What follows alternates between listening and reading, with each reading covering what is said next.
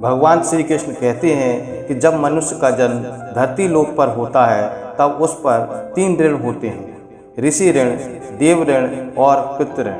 यदि मनुष्य पितृपक्ष में 16 दिनों तक श्राद्ध कर्म तथा दान धर्म करता है तो वह तीनों ऋणों से मुक्त हो सकता है। पितृपक्ष में इस कथा को सुनने से कई गुना पुण्य की प्राप्ति होती है तथा पितर प्रसन्न होकर आशीर्वाद प्रदान करते हैं, जिससे मनुष्य का घर धन धान्य से हमेशा भरा रहता है। भगवान श्री कृष्ण कहते हैं कि आत्मा कभी मरती नहीं है, ये बस एक शरीर से दूसरे शरीर में बदलती है। इसलिए आप अपने पूर्वजों को जब भी कुछ अर्पित करते हो तो वह उन्हें मिलता है। दानवीर कर्ण, जिनके नाम के आगे ही दानवीर था, उन्होंने पूरी उम्र बहुत दान दिया। जो भी उनसे कुछ मांगता वो उसे जरूर मिलता। कर्ण जब परलोक गए तो वहाँ उन्हें वो कुछ दोगुना दिया गया जो कि उन्होंने दान दिया था, लेकिन वो सब हीरे जवाहरात और सोना चांदी थे। कर्ण को खाने को कुछ नहीं मिला। तब कर्ण ने चित्रगुप्त से पूछा कि मैंने अपनी सारी संपदा सदैव दान पुण्य में ही समर्पित की है, तो फिर मुझ पर यह कैसा ऋण शेष रह गया। तब चित्रगुप्त ने बताया, राजन, आपने देव ऋण और ऋषि ऋण तो चुकाया, परंतु आप पर पितृ ऋण शेष है। आपने अपने काल में संपदा एवं सोने का दान किया है, अन्न का दान नहीं किया। जब तक आप यह ऋण नहीं उतारते आपको मोक्ष मिलना संभव नहीं है। क्योंकि उन्होंने कभी भोजन दान नहीं किया था, कर्ण भूख से व्याकुल हो गए। अंत में यमराज की विनती करके धरती पर जाकर फिर से दान करने की आज्ञा मांगी। यमराज ने कर्ण को 16 दिनों का वक्त दिया। कर्ण ने धरती पर आकर जमकर भोजन दान दिया और श्राद्ध किया।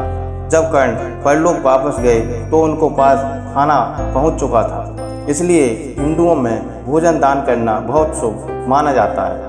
श्राद्धों के दौरान तो गरीबों को भोजन खिलाना ही चाहिए। इसके जरिए हमारे पूर्वजों को सीधे से पहुंच जाता है। कहा जाता है कि इन दिनों यमराज की आज्ञा से आत्माएं जमीन पर आती हैं और अपने वंशजों की ओर से अर्पित किए गए भोजन का भोग करती हैं। एक बार 2 भाई थे, जोगे और भोगे।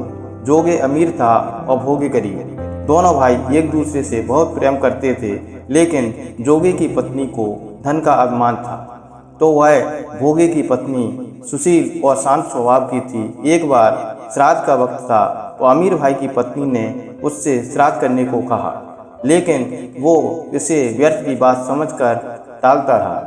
ऐसा करने पर अमीर भाई की पत्नी ने सोचा, अगर श्राद्ध नहीं किया तो लोग बातें बनाएंगे, इसके लिए ऐसा करती हूँ कि मैं अपने मायके वालों को दावत पर बुलाकर अपनी शान दिखाऊंगी। वहीं अमीर भाई की पत्नी ने श्राद्ध पर मदद करने के लिए गरीब भाई जोगे की पत्नी को बुला लिया। श्राद्ध का दिन आया तो भोगे की पत्नी पूरा दिन काम करने पर लगी रही, पूर्वजों के लिए खाना बनाया। लेकिन जैसे ही उनके पूर्वज खाने आए तो क्या देखा कि वहाँ पर तो अमीर भाई के ससुराल वाले खाना खा रहे हैं। पितर निराश हो गए तो वे गरीब भोगे के घर गए तो वहाँ क्या देखा कि पितरों के नाम पर अग्यारी दी हुई है। पितरों ने उसकी राख चाटी और भूखे ही चले गए। सबने आपस में बात की और कहा कि अगर भोगे अमीर होता तो उन्हें भूखा नहीं रहना पड़ता। पितरों को उस पर दया आई और उन्होंने कहा कि भोगे के घर पर धन आ जाए। शाम हो गई, गरीब भोगे के बच्चे खाना मांगने लगे, लेकिन उनके घर में कुछ नहीं था। भोगे की पत्नी ने बच्चों को टालने के लिए झूठी कह दिया कि बाहर हौदी के नीचे खाना रखा है, जाकर खा लो। बच्चे जब वहाँ गए तो देखा कि हौदी मोहरों से भरी हुई। दौड़े दौड़े बच्चे माँ के पास पहुँचे और सारी बात बताई। आंगन में आकर भोगे की पत्नी यह सब कुछ देखती है तो उसके आश्चर्य का ठिकाना नहीं रहता। इस तरह पितरों के आशीर्वाद से भोगे भी धन धान्य से परिपूर्ण हो जाता है, लेकिन वह इस बात का बिल्कुल अहंकार नहीं करता और अगले बरस पूरी श्रद्धा के साथ भोगे एवं उसकी पत्नी अपने पितरों का श्राद्ध करते हैं।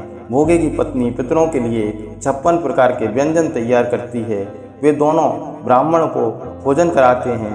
अपने जेठ जेठानी को बुलाकर सम्मान के साथ सोने और चांदी के बर्तनों में भोजन कराते हैं। इससे उनके पितर बहुत प्रसन्न होते हैं।